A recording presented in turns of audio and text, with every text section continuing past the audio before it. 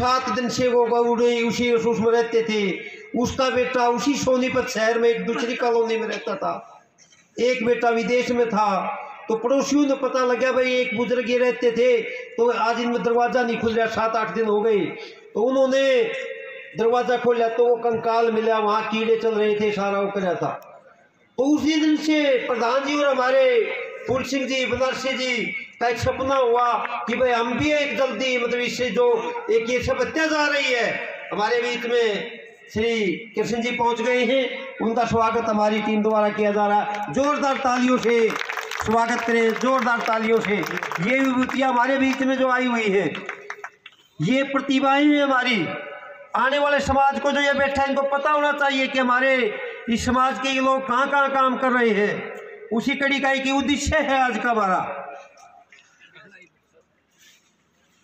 और ये तय किया कि पहले ये हमने तय किया हम 80 साल तक की उम्र के लोगों को सम्मानित करेंगे। फिर हमारे बीच में बहस आई, नहीं करते करते हम 70 तक की सीमा तक इसलिए लेके राजकुमार जी ने एक रागिनी के माध्यम से सब कुछ कह दिया। मैं 2014 में भी इस मेट समाज सभा ने जाट स्कूल में एक प्रोग्राम किया था। मैं रियलिटी बताता हूँ कि आज ये वो हम कंबल या छोटा मोमेंट जो भी देंगे वो कोई बड़ा वो नहीं है, लेकिन एक मान सम्मान है जो उसको एक नजरिए में नई पीढ़ी में पैदा करने के लिए एक पहल है। हमारी माता जी को मिला था, वो 92 साल की होकर गुजरी, और जब तक वो शाल मिला था ने वो एक ही बात कहती थी, इसका हाथ नहीं ला देगा भाई, मैंने इनाम मिल रहा है। और जब मरूँ तो साथ मतलब मेरे पे उठाइयो, ये है कि मतलब इनाम की महत्वता। तो आज हम यही चाहते हैं कि हमारे बुजुर्गों का बहुत सारी विभूतियाँ जो कह दी कि आने वाले टाइम में शायद हम अगला प्रोग्राम कर शायद हमारे बीच से ओझल हो जाए, लेकिन इनके प्रेरणा, इनके संदेश जो एक माँ आप गिल्ले में रह करके बच्चे को सूखे में रखकर पालती है, और यदि वो बच्चा बड़ा होकर के ये कह दे कि माँ जैसा आप कहोगे ऐसा ही है, 2 साल उम्र बढ़ जाती है। अगर उसने न्यू कह दिया कि आपने क्या किया मेरा खातर है, तो खड़ी कर दी, 10 साल उम्र घट जाती है। तो ये चीजें हमने मतलब करने के लिए अब मैं अनुरोध करना चाहूंगा हमारे बहुत ही सीनियर और हमारे मार्गदर्शन रहे श्री रामकृष्ण जी अलेवा वाले। कार्यकारिणी की सभा ऊपर कोटि कोटि फूल चढ़ाते हैं और अपनी तरफ से बहुत बहुत बड़ा धन्यवाद करते हैं।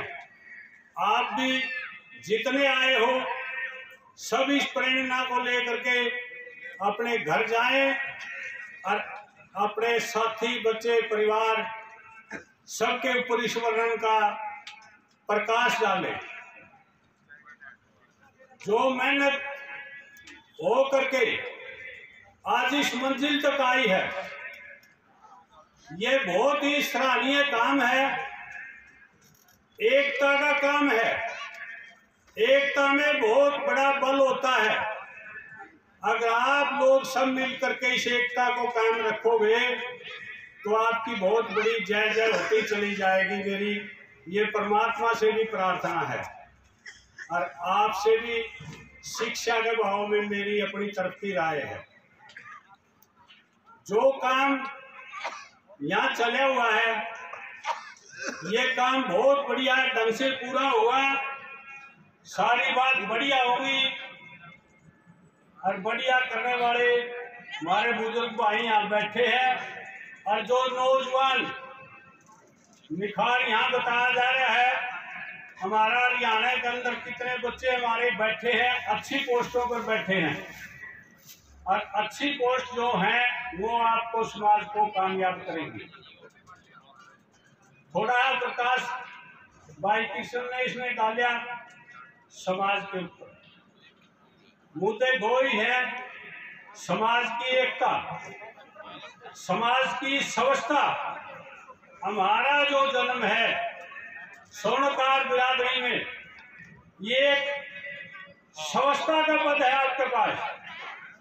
हमें छोटे बड़े दर्जे के हिसाब में हमारी बिरादरी अव्वल बिरादरी में आती है, और ये कामयाब जब रहेगी जब आप सब लोग मिल करके अव्वल काम करोगे, बेअर के काम करोगे, बढ़िया काम करोगे।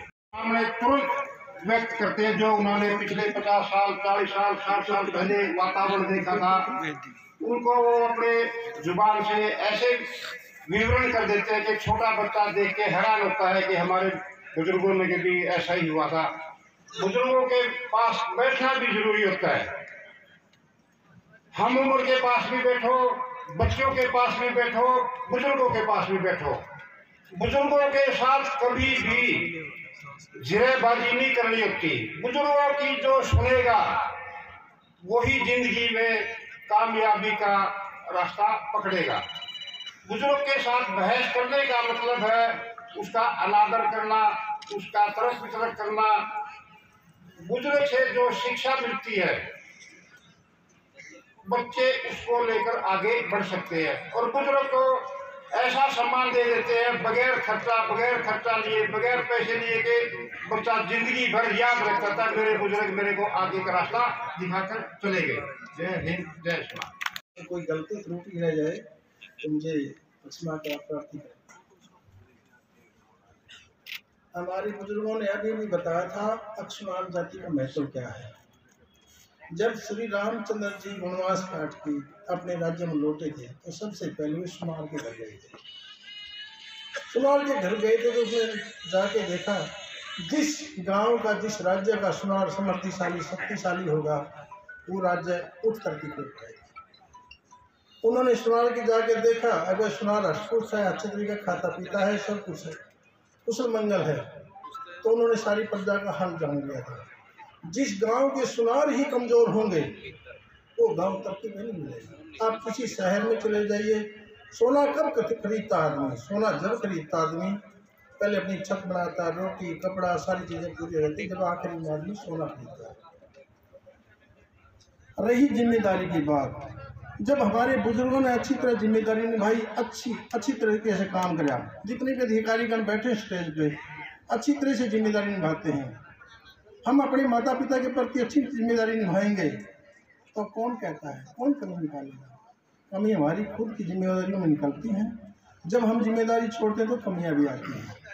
इसलिए अपनी जिम्मेदारी को अपने कंधों पर उठाकर, अपनी जिम्मेदारी को जिम्मेदारी मानकर अगर हम साथ चलेंगे तो समाज की भलाई से, परिवार की भलाई से कोई नहीं हो सकता। एक समय हो तो मैं 1 मिनट का समय ले सकता हूँ।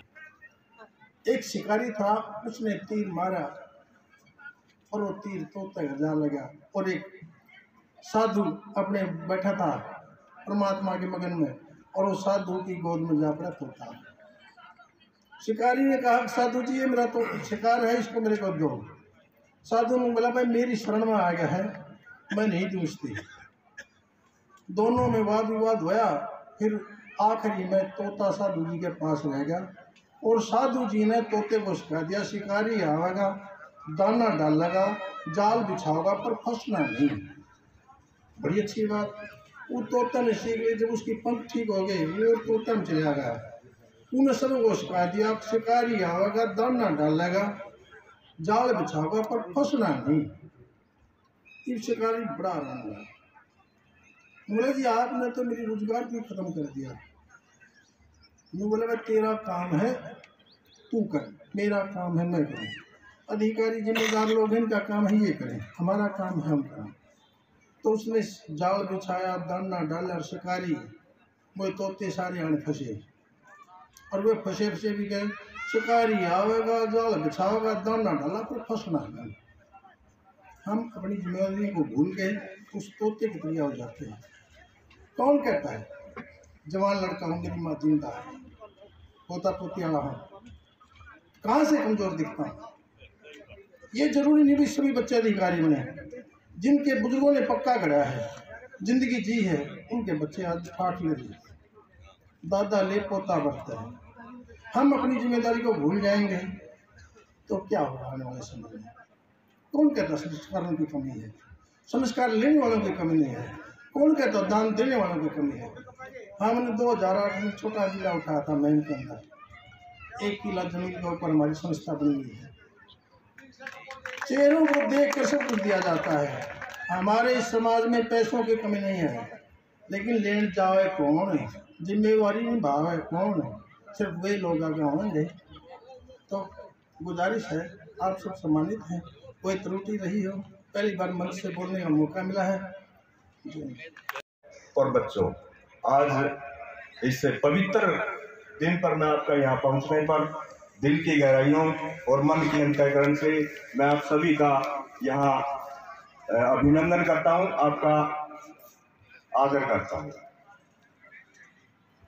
साथियों, बच्चे को बड़ा करने में, पैदा करने में माता पिता का, बड़े बुजुर्गों का कितना बड़ा रोल होता है। वो कितना बड़ा परिश्रम कर देते हैं, वो कितना बड़ा त्याग कर देते हैं बच्चों के लिए, ये कोई शब्दों में हम बयान नहीं कर सकते, शब्दों में इसका अनुच्चारण नहीं कर सकते। इसके लिए हमें रिवर्स में जाना होगा, हमें कुछ पीछे जाना होगा। जब हम बच्चे थे, जब तब से सोचना होगा कि माँ बाप ने हमारे लिए कितना बड़ा त्याग, कितना बड़ा बलिदान किया है। मैं अगर मेरी पत्नी, मतलब मेरे लिए अगर मेरी बेटी की उम्र आज 18 साल है आज के दिन, तो मेरी पत्नी के लिए उसी बेटी की उम्र 18 साल 9 महीने बैठती है, क्योंकि 9 महीने उसने अपने गर्भ में रखा है। कायदे से हर माँ के लिए हर बच्चा 9 महीने ज्यादा होता है। माँ ने 9 महीने उस बच्चे की ज्यादा सेवा की है। और जब बच्चा गर्भ में आ जाता है तो माँ अपनी सारा यौवन, अपना सारा श्रृंगार, अपना सब कुछ भूल कर उस बच्चे की आव भगत में लग जाती है। उसको तो ये भी नहीं पता होता कि बीच में जो बच्चा पल रहा है वो लड़का है, लड़की है, वो बीमार है, स्वस्थ है, वो पैदा होगा भी कि नहीं। लेकिन फिर भी वो इतनी सब कुछ, अपना सब कुछ न्यौछावर करके उस बच्चे के ऊपर कुर्बान कर देती है। तो ये एक माँ का असीम प्रेम होता है। इन एहसानों को शायद जीवन में कोई भी इंसान, इन एहसानों को हम नहीं चुका सकते। माँ हमारे लिए कितना कुछ कर जाती है, ये सिर्फ अंदर से समझने की बात है, इनको शब्दों में हम बयान नहीं कर सकते। और जब बच्चा पैदा हो जाता है तो माँ स्वयं गिल्ले में रहती है, बच्चे को सूखे में कर देती है ताकि मेरे बच्चे को ठंड ना लग जाए, किसी प्रकार की दिक्कत ना हो जाए। माँ कहते हैं कि सबसे बड़ा गुरु और सबसे बड़ा शिक्षक अगर दुनिया में कोई है तो वो माँ है, मातृशक्ति है। बच्चे को पहला अक्षर माँ सिखाती है, तो उससे बड़ा कोई शिक्षक शायद नहीं हो सकता। जब वो बार बार करती है कि बोलो माँ माँ, बच्चा बोल लेता है, बहुत खुश होती है तब माँ। बच्चे को चलना माँ सिखाती है, पहला कदम माँ चलना सिखाती है। और जब बच्चा पहला कदम रखता है, चलता है, तो हमारे दादा दादी, बड़े बुजुर्ग जब बीच में होते हैं ना, वो कहते हैं भाई मेरा पोता चाल पड़ा है, बाकड़ी बांटो आज। ये चीजें माँ बाप ही कर सकता है, दादा दादी ही कर सकता है। हमें देखना हमारी माँ सिखाती है। पहली बार जब बच्चा पैदा होता है उसकी आंखों की रोशनी बहुत मध्यम होती है, लेकिन पहले जब पीढ़ी आया करता उसके अंदर एक झुंझुना भी आया करता। पुराने टाइम में उस दौरान वो प्लास्टिक का झुंझुना भी आया करता। तो माँ वो क्या करती थी, उस झुंझुने को ऐसे ही लाती, तो बच्चा उसकी तरफ देखता, तब माँ को संतुष्टि हो जाती थी कि मेरे बच्चे ने देखना शुरू कर दिया है। तो माँ की मैं कह सकता हूँ कोई इसकी परिभाषा नहीं है इनका सम्मान करने की। तो माँ के बारे में मैं 2 शब्द इतना ही कहूँगा। इस बीच हमारे मध्य स्वर्णकार संघ हरियाणा से श्री जोगेंद्र वर्मा जी रोहतक से हमारे बीच पधार चुके हैं। मैं और हमारी पूरी कार्यकारिणी उनका यहाँ पहुँचने पर बहुत ही बहुत अभिनंदन करते हैं, स्वागत करते हैं। और मैं प्रधान जी से निवेदन करूँगा,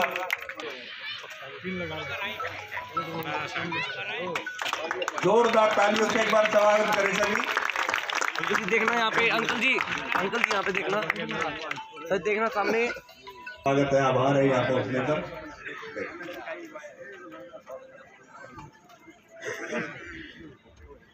मैं क्या कहूँ, मैं शब्दों में इसको बयान नहीं कर सकता। मैं 2 लाइनों में इनको कहूँगा कि मैं एक शब्द हूँ, माँ मैं एक शब्द हूँ तो पूरी भाषा है।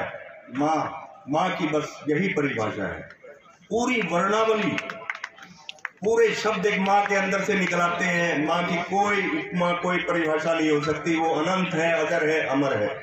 तो आज का हमारा प्रोग्राम भी बेसिकली यही है कि हम अपने माता पिता के बारे में याद करें, उनका नमन करें, आने वाली पीढ़ी को उनके बारे में बताएं कि उन्होंने कैसे हमारे लिए कितने बड़े त्याग करके अपनी सुविधाओं को, अपने सुखों को दरकिनार करते हुए हमारे ऊपर अपना सब कुछ न्यौछावर कर दिया है। तो उनका सम्मान करना हर एक बच्चे का, हर परिवार का फर्ज बनता है।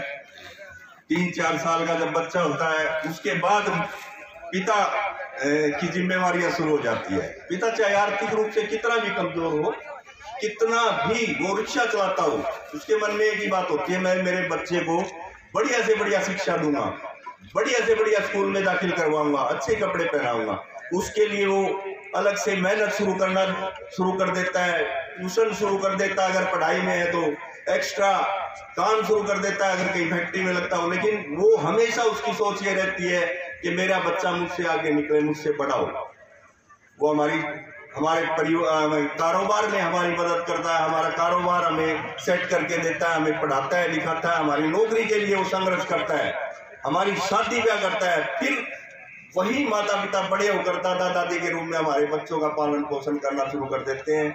तो हमारे जीवन का एक एक अंश, एक एक अंग, एक एक उनकी जो सोच, उनका जो कर्तव्य है, हम उसके ऋणी हैं। और इस ऋण को शायद हम कोई भी नहीं, मैं कहता कोई भी नहीं चुका सकता, माँ बाप का, दादा दादी का ऋण। तो हम तो एक ही बात कहते हैं कि अगर नाम मात्र, अंश मात्र भी उनके ऋण का कर्ज हमें चुकाना है तो उनको समय दें, उनके साथ बैठे, उनकी छोटी छोटी इच्छाओं को पूर्ण करने का हम प्रयास करें।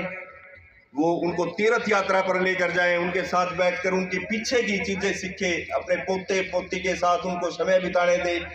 उनकी यही मात्र इच्छाएं हैं, इससे ज़्यादा उनकी इच्छाएं भी नहीं है। क्योंकि जो है हमारे साथी बैठे आज, इनके चेहरे पर झुर्रियाँ हैं, ये हमें मजबूत करने के कारण इनके चेहरे पर झुर्रियाँ पड़ी हुई है। वैसे नहीं थे, इनकी रोशनी आज आंखों की कम हो गई है, हमारे लिए सपने देखते देखते इनकी रोशनी कम हो गई है। तो आप इनकी रोशनी बनकर, इनका सहारा बन इनके साथ रहे। बेसिकली मैड सुनार सभा का आज का थीम भी यही है कि हम अपने बुजुर्गों का, अपने बड़ों का मान सम्मान कैसे करें और समाज में इस चीज़ को कैसे फैलाएं। मेरा इतना ही आप सबसे निवेदन है। तो आज मैं 2 नारे जरूर बोलूंगा, उसके साथ आपको साथ देना, जय हो करके। तो बोलो, माता पिता की जय हो, माता पिता की जय हो, दादा दादी की जय हो, दादा दादी की जय हो। बहुत बहुत नमस्कार सभी। ये 2,51,000 रुपये श्री देवी दयाल जी बरा वाले, ये घोषणा एक ही है, गुलवा दोबारा रहे हैं। तो ये सभा को, समाज को दान दे रहे हैं, मैं इनका हृदय से अभिनंदन करता हूँ। इनका 2,51,000 रुपये तो अभी दे रहे हैं, 1 लाख रुपये इन्होंने पहले दे रखा है, 3,51,000 रुपये इनके टोटल हो चुके हैं। आपको बहुत बहुत नमन। देवी दयाल जी एक बार खड़े होंगे सब इनके लिए तालियां बजा। बहुत बहुत आभार।